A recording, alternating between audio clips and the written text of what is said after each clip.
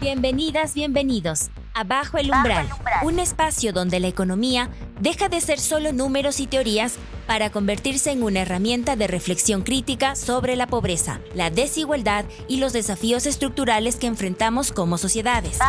En cada episodio analizamos temas como pobreza infantil, economía feminista, extractivismo, mercado laboral, salud, políticas públicas. Lo hacemos desde una mirada crítica, territorial, con evidencia y reflexión, pero también con un lenguaje accesible y con participación estudiantil. Comenzamos. Bajo el Umbral. Hola con todos y todas. Estamos en otro episodio más de Bajo el Umbral. Y bueno, ahorita estamos con Richard, que nos acompaña en este episodio, y con Jorge García Guerrero. Y Jorge, bueno, es exdirector del INEC y aparte es experto en estos temas de estadísticas públicas. Y bueno, la temática de hoy es justamente sobre estadísticas, es poder ver cómo es el funcionamiento de las estadísticas para la toma de decisión, qué estadísticas tenemos en el país y cómo las estadísticas nos sirven en varios ámbitos. Entonces, comencemos. Jorge, no sé si primero nos quieres comentar, ya que fuiste exdirector del INEC, nos quieres comentar cómo es el trabajo del INEC, qué hace el INEC y un poco cuál es la funcionalidad. Bueno, muchas gracias. Primero agradecer por la bondad de recibirnos en este podcast de la universidad, y también para hablar de dos temas que son particularmente interesantes, ¿no? Primero, el que tiene que ver con esas diferencias o discrepancias que terminan en mediciones como la de la pobreza o la de la desigualdad, y también sobre algo que ha marcado particularmente mi vida, que es la construcción de la estadística pública, que quizás para quienes no conocen el funcionamiento del instituto está muy marcado en el ejercicio de construir información a través de la técnica estadística, pero que también en la práctica tiene un componente complejo de operatividad y de logística. Y quizás por ahí voy a responder la primera inquietud de cómo se construyen los datos, que es la función del Sistema Estadístico Nacional, del cual el INEC es el ejercicio central. Lo primero, entender que el sistema estadístico es un sistema descentralizado, que la información proviene del instituto, pero también de los diferentes ministerios e instituciones públicas que según sus competencias van construyendo estos datos. Entender también que la estadística pública es un bien patrimonial del Estado, que le pertenece a la ciudadanía en su conjunto y por lo tanto tiene que ser alimentado y cuidado. Y por el tercer lado, por el otro lado, el hecho de que la posibilidad de contar con estadísticas genera algunos elementos que tienen que ver principalmente con la planificación del Estado, con la evaluación de la gestión pública y ojalá en algún momento también con la Contraloría o con la auditoría de las autoridades al momento de marcar sus planes de gobierno. Pero también sirve para la toma de decisiones privada. Una empresa pequeña o grande podría alimentarse de la información que produce el Instituto y el Sistema Estadístico Nacional para plantear sus planes de mercado o sus planes de negocios. Y luego el tercer gran usuario de la información es la academia, que toma esa información para generar conocimiento. Investigaciones. Para generar conocimiento a través de la investigación y también retroalimentar, que es algo que de alguna manera queda pendiente a la calidad del dato público a través del constructo conceptual o la construcción metodológica que tiene que ir a criticar la forma como se produce la estadística a fin de que éste evolucione. Que esto último un poco lo han hecho. Desde la PUCE mismo hemos sido partícipes de algunos talleres para los temas de metodología, pero quizás como tú dices, falta un poco más en eso, ¿no? Y en ver qué estadísticas más podemos medir o podemos dar a conocer. Y en ese tema, ¿nos podrías comentar qué estadísticas nomás tiene el INEC o qué estadísticas nomás se manejan en torno a la temática? Una de estas justo tenemos todas las mediciones de pobreza, tenemos educación, salud, tenemos la ENEMDU como encuesta general. Entonces, ¿qué más pueden encontrar como tomando en cuenta de que nos escuchan justo estudiantes que necesitan información para sus investigaciones.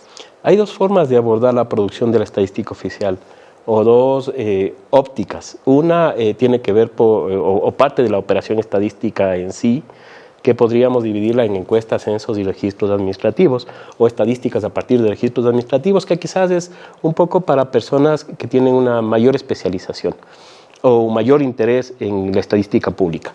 Y la otra es abordar la información por la temática, que creo que puede ser más útil para explicar. Y ahí, evidentemente, el set o el catálogo de información es bastante amplio. Los más conocidos por la ciudadanía, pero no los únicos, tienen que ver con el empleo, pero visto de manera amplia, ¿no? Y dentro de eso hay un montón de elementos, desde el empleo adecuado hasta el trabajo no remunerado, o también como un segundo espacio los precios o los índices de precios, que tienen un constructo detrás que también te da otros elementos, las canastas de investigación, las canastas sociales como las canastas básicas y vital, y detrás de eso la canasta de la pobreza, que nos permite de alguna manera medir la pobreza según el abordaje conceptual que queramos hacer. Luego volvemos a eso. Hay información demográfica, que quizás es la más amplia y la más interesante, que proviene tanto del censo de población como de los registros administrativos, como los nacimientos y las defunciones, y también vienen algunas cuestiones un poco más puntuales, ¿no? Como las estadísticas empresariales, que hay una gran información nuevamente desde las encuestas y también desde los registros administrativos. Y sin ser exhaustivo en lo que tiene para entregar el instituto, y habría que ampliarlo también a las otras instituciones del Estado para incorporar salud, educación, seguridad, violencia, etcétera, porque esos datos todos son disponibles y están liberados y son de libre acceso. Habría que mencionar aquella información que quizás hace falta y no se produce, o que no se produce al menos de manera permanente. Quizás el país todavía tiene pendiente actualizar una encuesta de envejecimiento, más sabiendo que son poblaciones que necesitan determinados cuidados y atenciones, y donde podría estar también enfocándose algunos elementos de pobreza y de desigualdad. O el poder tener de manera más permanente, porque el censo de población sí lo proporciona, información sobre migración, y más en un contexto puntual como el que tenemos en el país, donde es muy probable, porque el análisis cualitativo lo menciona, porque hay algunos elementos del censo de población que lo marcan sin ser específicos, tenemos también desplazamientos producto de la pobreza y también de la violencia. Entonces, estudiar el fenómeno migratorio es quizás un tema supremamente urgente. Y el tener información permanente amplia sobre la violencia es algo que también tenemos que hacerlo, el país lo tendría que hacer dado el contexto que estamos viviendo en este momento. Claro. Jorge, ya hay una pregunta justo en lo que mencionas, el tema de violencia, migración, que se puede conseguir ese tipo de datos trabajando con instituciones igual públicas, ¿no? ¿Qué crees que falta justamente para lograr esa sinergia? Si crees que falta todavía lograr esa sinergia entre las diferentes instituciones públicas, por ejemplo, con el tema de salud, o en el tema migratorio, por ejemplo, en el tema de la violencia, la Policía Nacional, ese tipo de cuestiones. O sea, hay que partir del hecho de que la información con la que cuenta el país es abundante y de buena calidad. Claro. O sea, tenemos que partir de ese hecho. Sin embargo, todavía hay un camino largo que se tiene que recorrer, pensando probablemente en utilizar una mayor cantidad de fuentes y que esas fuentes no estén demandando presupuestos crecientes que a la final terminan haciendo que las operaciones estadísticas no se den. Y ahí el mundo de los registros administrativos comienza a tener una validez significativa. Y podemos tomar cualquiera de esos espacios que mencionas, el de salud, el de educación o el de la violencia, para marcar esa necesidad de juntar esos elementos que amplíen el conocimiento del fenómeno. Claro. Por ejemplo, si vamos exclusivamente al tema de inseguridad o de violencia, tenemos los registros administrativos de denuncias que nos sirven de Fiscalía, del Consejo de la Judicatura en el tema de los juicios, tenemos la información de atención de alerta de denuncias en el ECU 911. Sin embargo, nos hace falta una encuesta de victimización permanente, donde veamos la ocurrencia y la percepción de la inseguridad. Conversábamos hace un par de minutos fuera de este espacio y decíamos que una de las cuestiones que complejizan el levantamiento de información y seguramente algunas actividades particulares de las personas está en los espacios donde hay problemas de seguridad, pero también y de manera marcada en espacios donde hay una alta percepción de la inseguridad.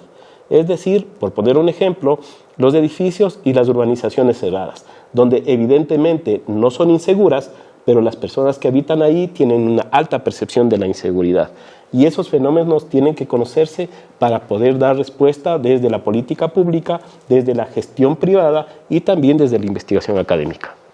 Claro, termina afectando como la calidad de los datos, básicamente la percepción de violencia que existe a nivel general, ¿no? Porque capaz si vas a preguntar un dato sobre ingresos, por ejemplo, puede ser que la gente se sienta en desconfianza de darte, que generalmente ocurre, pero creo que capaz en un ambiente más, como que donde se vive mayor violencia, puede ser más persistente, por decirlo así, ese tipo de cuestiones. Y justamente hablando en este tema de violencia, ¿cómo ha afectado el tema de la violencia para poder hacer el levantamiento, por ejemplo, del ENEMDU, que es una encuesta mensual, trimestral y bueno, posteriormente anual? Si me permites, yo colocaría un ejemplo que puede ser mucho más didáctico e interesante en la afectación que los entornos inseguros y la percepción de la inseguridad tuvieron en el censo de población del año 2022, que al ser más extenso, evidentemente camina en el territorio de manera completa. Lo primero, la percepción de inseguridad hace o hizo que los empadronadores o los censistas decidan dejar de trabajar en un momento determinado y complica la operatividad del ejercicio y hace eventualmente que se tenga que alargar. Sin embargo, y eso creo que marca el comentario anterior, estos elementos más otros son retos propios de la operación estadística que el instituto los anticipa o los resuelve cuando estos aparecen, buscando que la afectación a la calidad no exista o sea mínima. Ahora, es una buena práctica que en aquellos espacios donde hay algún tema propio de la calidad, estos sean marcados dentro de las bases de datos para que el investigador especializado pueda discernir sobre estos elementos y hacer un análisis un poco más específico. Si vamos a las bases del censo, van a encontrar algunos marcados o marcajes en poblaciones, por ejemplo, recuperadas a través de métodos estadísticos relacionados con la visibilidad de poblaciones en viviendas ocupadas con personas ausentes, por poner un ejemplo. Y bueno, ahorita como yendo un poco a la parte de pobreza y desigualdad, primero preguntarte, ¿no? Como qué estadísticas de pobreza se utilizan en el país y en eso, ¿qué nos falta a nosotros para la medición de la pobreza en el Ecuador? Teniendo en cuenta que estamos en un contexto de crisis económica, crisis social, crisis institucional, de seguridad, etc. Entonces, la importancia de poder decir, este es el porcentaje de población pobre en el país, y se encuentran, y son estas personas. Creo que ahí la conversación se torna un poco más larga, ¿no? Y dependiendo de dónde comencemos la conversación se torna excesivamente interesante. Lo primero es que por esa propia lógica de qué es lo que se puede medir y que se vuelve un poco más complejo de medir, la medición de la pobreza más frecuente es la pobreza por ingresos, que además simplifica el fenómeno de la pobreza a la existencia o no de un ingreso. Esa es la investigación más permanente, la que se publica de manera más frecuente y a la que los investigadores y analistas le dedican un poco más de tiempo. Sin embargo, tiene las limitaciones propias de la afectación sobre el empleo o el ingreso para hacer que el indicador de alguna manera cambie. Cuando probablemente hay otras formas de mirar esta lógica de vulneración o la pobreza que podrían ser un poco más amplias, más interesantes y podrían involucrar más elementos de acción de política pública. La segunda, que es la más común, que normalmente está atada al censo de población y a las encuestas de empleo, es la pobreza por necesidades básicas insatisfechas, que además también necesita de alguna manera ser pensada y repensada, ¿no? Porque los umbrales, las categorías, responden a una realidad propia del momento en el que se construyó el indicador. Y ahora sabemos que varios fenómenos han evolucionado y están evolucionando de manera significativa, como por ejemplo el tema del empleo. Y luego vienen otro tipo de pobrezas que se vuelven un poco más interesantes de medir, pero que también necesitan de otro tipo de investigaciones, ¿no? Como la pobreza multidimensional, donde nuestro ejercicio, el que maneja el país, que es bastante completo, podría estar eventualmente omitiendo, y de hecho omite, alguna información que ahora es relevante, como nuevamente el tema de la seguridad o el tema de la participación política, que son espacios que no son medidos de manera habitual, pero que evidentemente tienen una relación con la forma como concebimos el desarrollo o el bienestar de la persona. Y eso es interesante lo que mencionas, porque claro, si lo medimos solo la pobreza por ingresos, una persona puede tener un salario básico, pero no puede ser que sus hijos no tengan un acceso, esa persona no tenga acceso a educación, por ejemplo, o a servicios básicos, alcantarillado, agua potable, que justamente tienen que ver con el tema que menciona Amartya Sen, ¿no? Del tema de la privación de capacidades, y eso me parece súper interesante. Y también, por otro lado, te permite también, al medir la pobreza en este caso por el tema multidimensional, considerando como estas variables, creo que te permiten también tener como al Estado, creo que una capacidad mucho más amplia de acción, porque sabes que ciertos sectores no tienen acceso a educación o a servicios básicos o a salud, y te permite justamente hacer política pública en esos sectores, ¿no? Incluso entender el fenómeno de manera multidimensional, ¿no? Claro.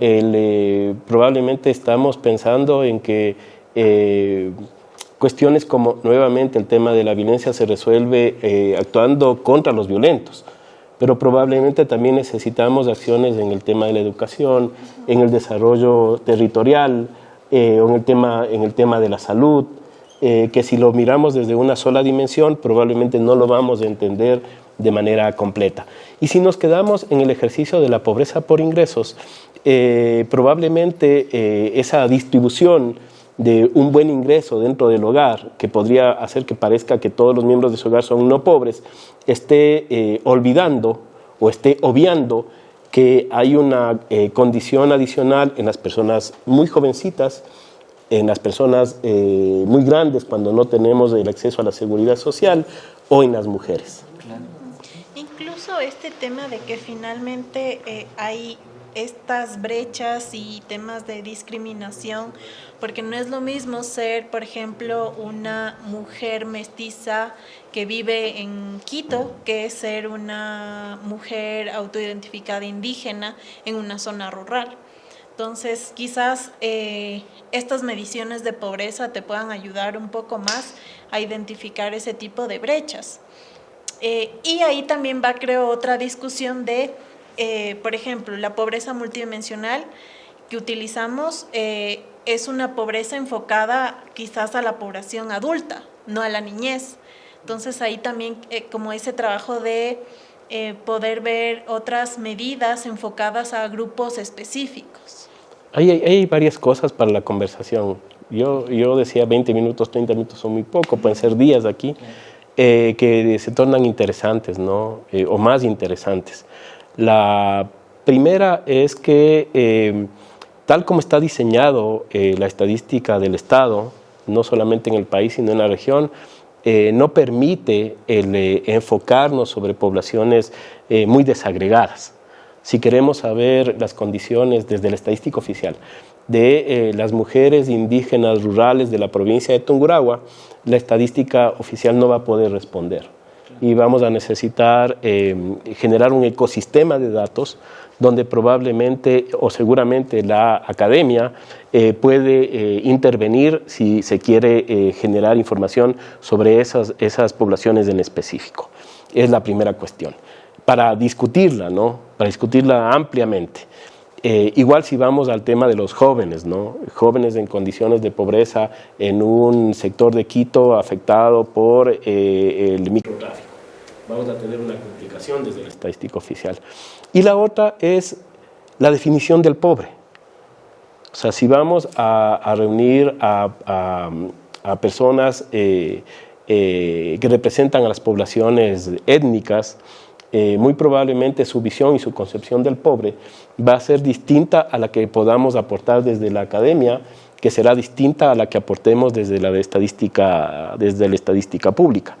Es muy probable que nos encontremos con definiciones como que pobre es aquella persona que no se relaciona con su comunidad o que ha perdido el relacionamiento con su comunidad.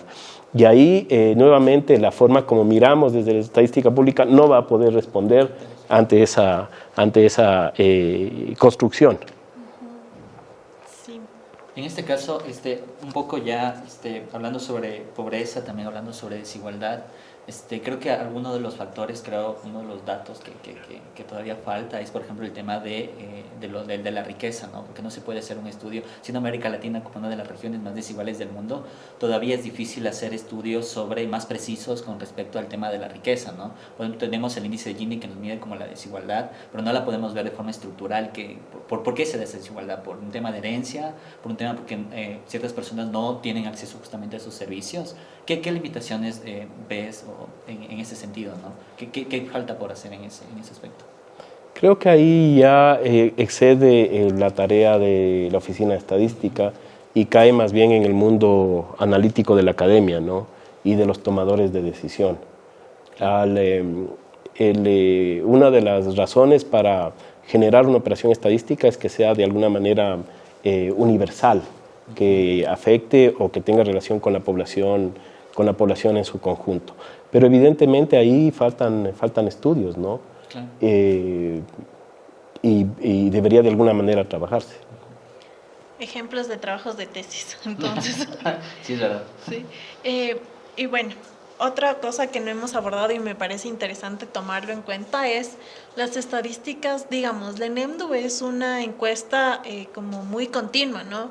Pero tenemos estadísticas, por ejemplo, la del tiempo, se me fue el nombre. Uso del tiempo. La del uso del tiempo, que no es continua, pero que es importante analizarlo en tema de política pública. Incluso preguntas mismas que se hacían antes en ENEMDU, que ahora ya no se hacen. Recién con Andrés Mideros estábamos haciendo una investigación sobre pobreza energética y la idea de la investigación era medir la pobreza energética en el país, pero solo lo pudimos medir hasta el 2017 porque después ya no se hacían esas preguntas.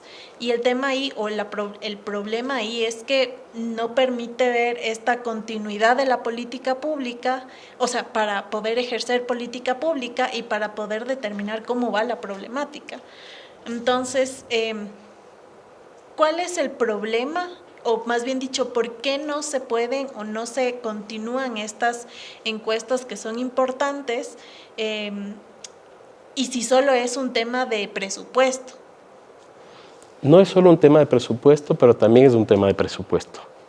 Hay un ejercicio de calidad de la operación estadística. La encuesta de empleo, al ser permanente, ha sido vista en varios momentos como una encuesta autobús. El hecho de que le puedas colgar módulos, porque ya la encuesta está funcionando.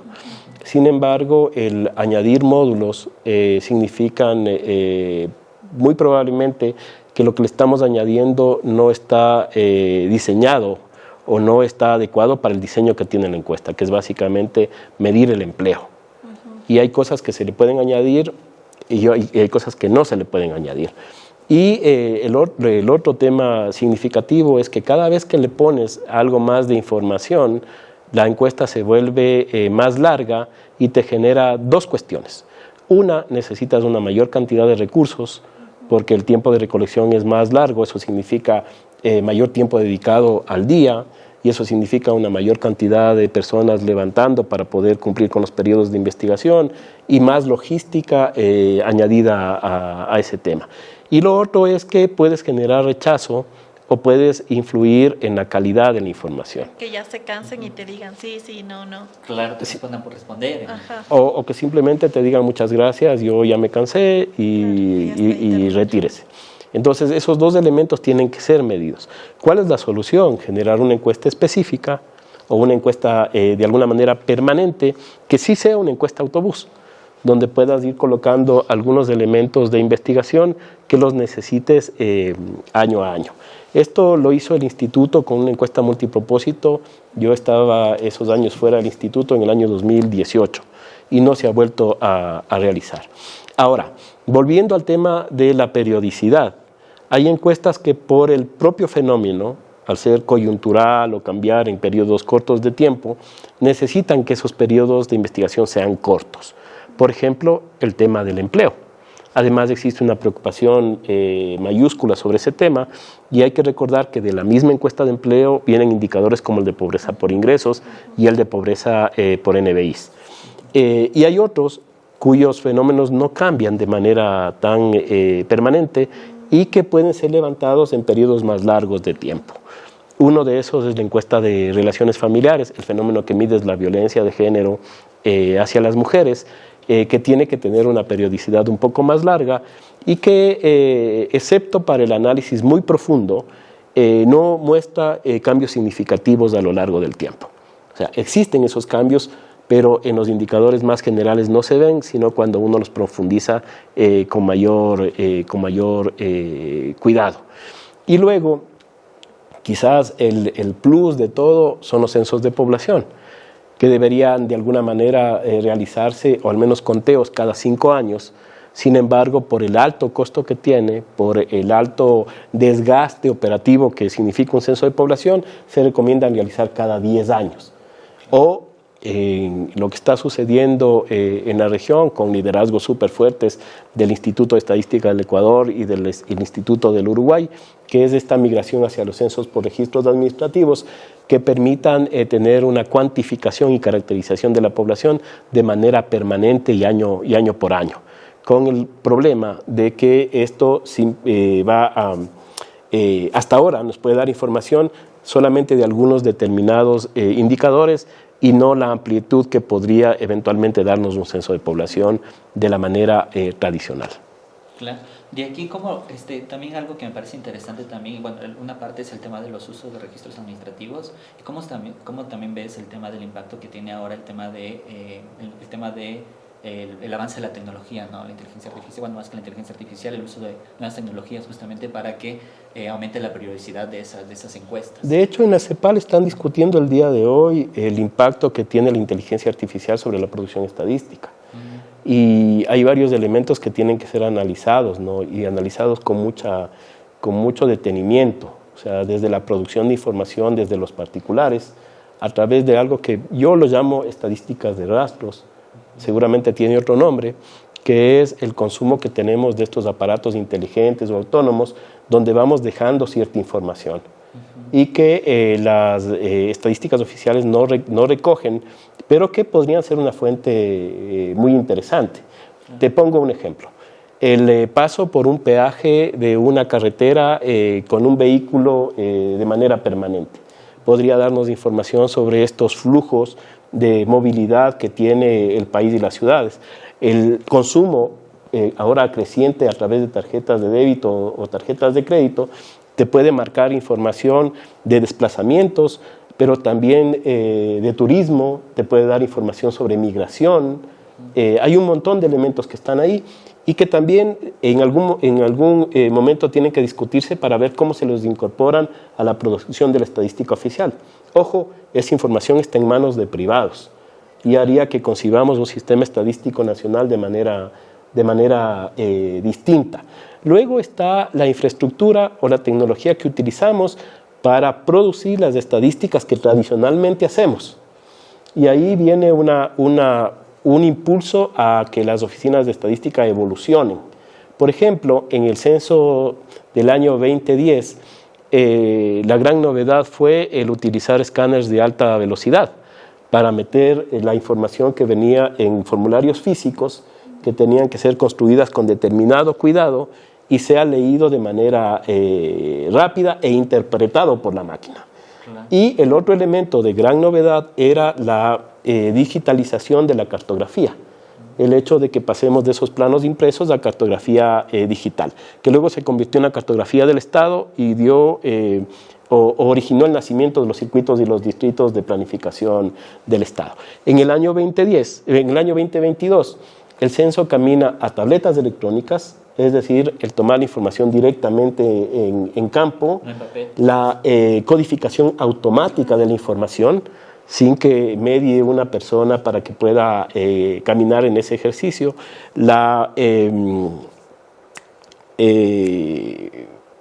está el tema de la codificación, el avance que tiene la cartografía a ya generar una geoestadística, de tal manera que los propios investigadores o censistas utilizaban para ser didáctico un aplicativo muy parecido al Google Maps, donde podrían ubicarse para dónde deberían caminar, y la incorporación de los registros administrativos para mejorar la calidad de la información recogida y también para validar la información frente a otras fuentes. Es decir, estos elementos tecnológicos también hacen que la estadística evolucione. Pero detrás de esto, o en el norte, o en el objetivo final de esto, está en el hecho de que nuestra ley estadística del año 1976, en realidad un decreto supremo del gobierno modernizador de Rodríguez Lara, es absoluta y totalmente obsoleta. Y necesitamos caminar a una ley estadística que vaya más allá de identificar el perfil del director, de definir el cuerpo colegiado, sino que también incorpore estas nuevas formas o fuentes de recolectar la información, que discuta profundamente el secreto estadístico para poder generar información compartida y también promueva la utilidad de los datos más allá de la planificación del Estado. O sea, en la ley que mencionas, hay como una cierta restricción de utilizar como el tema de los datos privados o algo por el estilo. La ley es obsoleta, ¿no? Y se puede mirar desde diferentes elementos. O sea, el hecho de que entre los miembros del cuerpo colegiado, que es el CONEC, que ya está reformado con documentos posteriores, por ejemplo, este organismo de movilización de las Fuerzas Armadas, que creo que ni siquiera existe ya, o no sé si existirá, como uno de los miembros del Consejo. Y estaba construida de esa manera porque estaba pensado en el censo que se hacía en ese momento, claro, porque necesitabas de esos insumos para poder movilizar el Estado. Ahora ya no recogemos así, ya funciona de una manera distinta, pero la ley sigue siendo esa ley obsoleta del año 76. Prohíbe el traslado de información entre instituciones públicas. Y eso atenta contra la construcción de información a través de registros administrativos. Claro. Entonces, hay discusiones profundas, ¿no? Y si se quiere ver, en cambio, los elementos que podrían generar el marco desde el cual no podría moverse, está la protección de los datos personales. Claro. Hasta dónde compartes y qué compartes. Y ahí viene la discusión profunda sobre el secreto estadístico. Claro, porque al final, si utilizamos registros administrativos, en teoría, con la tecnología suficiente, podrías tener como una línea, tener a esa persona localizada, qué servicios públicos utiliza, y ese tipo de cuestiones que obviamente hacen tener como, no sería necesario el censo, ¿no? Porque tendrías cuánto paga el SRI, tener como mapeado a ese individuo en cada una de las secciones, ¿no? El conteo de población, con una boleta súper resumida, muy concretita, podría ser algo que se necesite todavía por varias décadas. Sin embargo, la cuantificación total de la población, la caracterización de la población, se puede ya hacer vía registros administrativos. El instituto tiene ya un ejercicio funcional de un censo por registros. Es decir, puede saber, vía una actualización, cuál es la población o los residentes habituales en el país en un momento determinado y qué características generales podría tener vía los registros de educación, vía los registros de migración, vía el registro civil, etcétera. Y bueno, Jorge, ya para terminar, como bien dijiste, nos va a faltar tiempo, pero ya tenemos como algunos temas que podemos seguir discutiendo. Uno de los que quisiera que sigamos discutiendo es el tema del censo, y porque hay como muchas críticas al respecto, que sería interesante, como digo, tratarlo. Pero bueno, ya como para terminar este episodio, más bien te quería que les hagas a los estudiantes una recomendación de cómo buscar la información, de qué buscar, de cómo aportar, porque ya veíamos que hay temas dentro de la academia que serían importantes como investigarlos o actualizarlos, y que pueden los jóvenes ser parte de esta actualización y de este apoyo. Ahí también me quedan, como siempre, quizás es la forma como yo veo el mundo, también algunos comentarios, ¿no?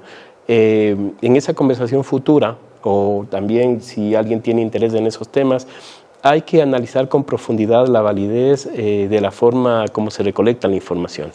El censo de población, a mi juicio, personalísimo, y los censos de la región tienen que repensar las preguntas relacionadas con la cuantificación étnica. Hay dificultades de recolección, especialmente en las poblaciones afros, en prácticamente todos los censos de la región. Hay sobreestimaciones en algunos espacios y también potencialmente subestimaciones en otros. Entonces, ahí podría haber un gran espacio para quienes tengan interés en la construcción metodológica de los censos de población. Y luego podríamos ver otros temas, ¿no? Como el de dificultades funcionales, o el tema de migración, no solamente en los censos, sino también en las encuestas. Ahora, lo que tiene que ver con la forma de acceder a los datos, creo que el país es un país privilegiado en eso, la información es completamente pública, el instituto ha promovido y también ha actuado para garantizar el acceso universal, con una pequeña dificultad todavía, ¿no? Como está pensado por técnicos, los productos siguen siendo altamente técnicos. Y para la ciudadanía común podrían ser eventualmente difíciles de entender o de utilizar.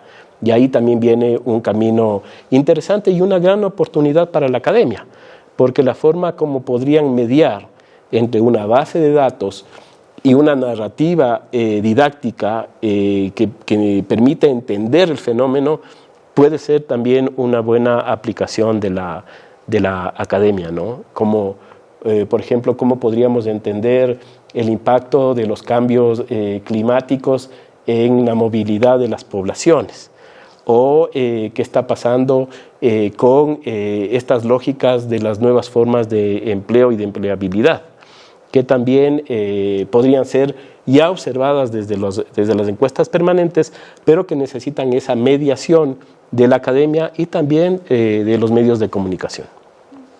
Chévere, Jorge, muchas gracias por todo lo que nos has comentado. Realmente súper interesante todo lo que hemos conversado. Como digo, nos falta muchos temas por conversar, entonces más bien de paso te hacemos la invitación para los próximos.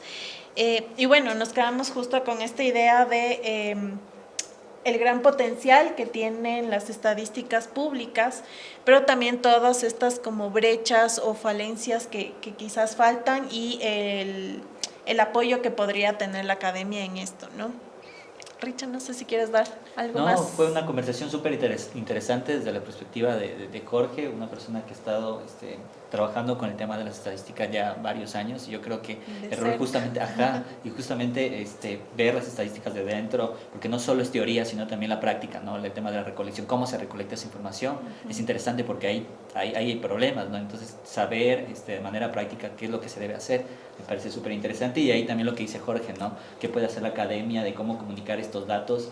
Porque, claro, una persona un ciudadano, si va a ingresar a la página del INEC, se puede perder con tantas temáticas también, y cómo también interpretar esos datos. Entonces ahí el rol de la academia me parece que es fundamental. Eso, agradecerle a Jorge por acompañarnos, y fue una conversación fructífera. Les invitamos igual que nos sigan para los próximos episodios que estarán disponibles en nuestras redes sociales y plataformas institucionales.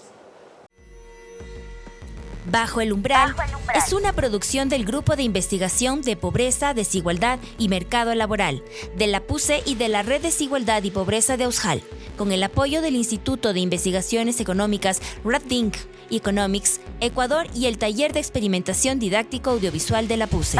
Aquí no solo hablamos de cifras, hablamos de vidas, porque entender la pobreza no es suficiente. Necesitamos cuestionar los sistemas que la perpetúan y construir colectivamente caminos hacia una justicia económica y real.